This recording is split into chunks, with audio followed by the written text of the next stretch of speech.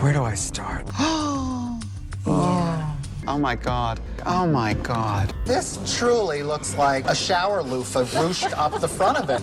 Oh God, look at that. Your husband helps you back into your straitjacket. Oh. Bridesmaids under the sea.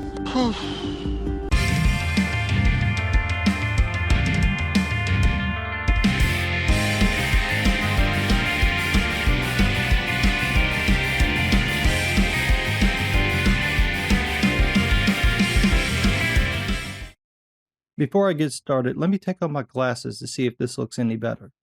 Nope, still looks like a mess. Now, to be fair, hold on. I actually can't read the script without my glasses. Put these back on. That's better. Now, to be fair, this teaser is probably an early pass and not the final animation. At least, I hope it's not the final animation, because if it is, watching this movie is going to be rough. Whichever it is, I still have a technical question. Can you call this a live-action movie if 90% of it is digital? Other than Halle Bailey's face, everything you see on screen is 3D animation. Even in scenes like this. Damn, that looks bad. Maybe their torsos are real. It's possible, though, that the bodies are digital doubles, and that the VFX team used a combination of deepfakes, high-res scans, and performance capture to put the actors' real faces, or at least their performances, on the mermaid bodies. My point is that this isn't live action, it's just 3D animation. And if that's all Disney's gonna do, then why not just re-release the original animated film like they used to do? Let people who didn't get to see it in theaters see it on the big screen. Why remake the film when the original still holds up? And of all the films to remake, you pick the one set in water? You know, one of the hardest things to recreate in the computer?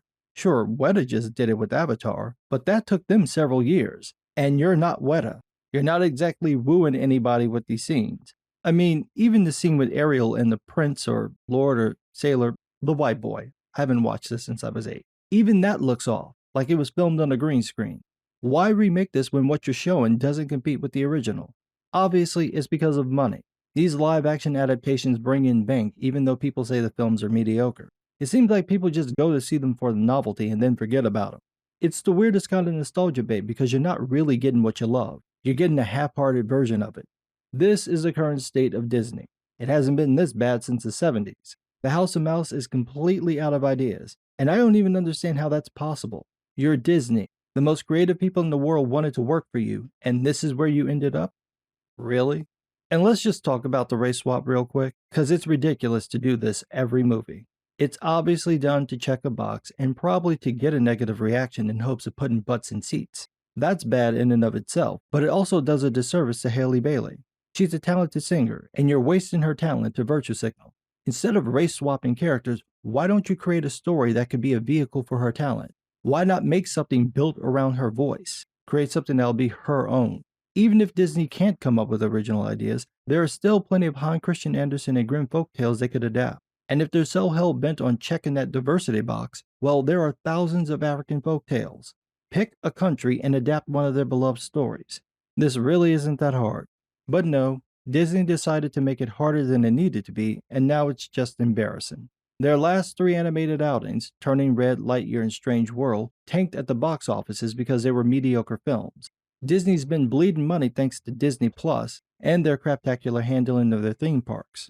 The only thing going well for them are the MCU films, and while they're bringing in bank, the fan reactions have been hit or miss. Pretty much the only one everyone liked was Spider-Man. That's a problem. You need some fresh ideas, or at least something people want to see. I'm going to say it again. There are 2 words that can help you. Kingdom Hearts. And if you don't let Nomura direct it, you might actually be able to get it out before any of the kids born this year hit puberty. It's perfect because Disney owns the rights to all the human characters and most of the Disney characters in the games. You can condense the first game down to something workable for a 90-minute film, probably use most of the original voice cast, and Square can provide assets from the game if need be. It's right there. And trust me, the moment people hear Sora's voice and that music hits, you'll be tripping over money like it's 1994. Or you can continue to put out stuff like Little Miss Thang Under the Sea, and literally make people beg to be eaten by Ursula to end their suffering.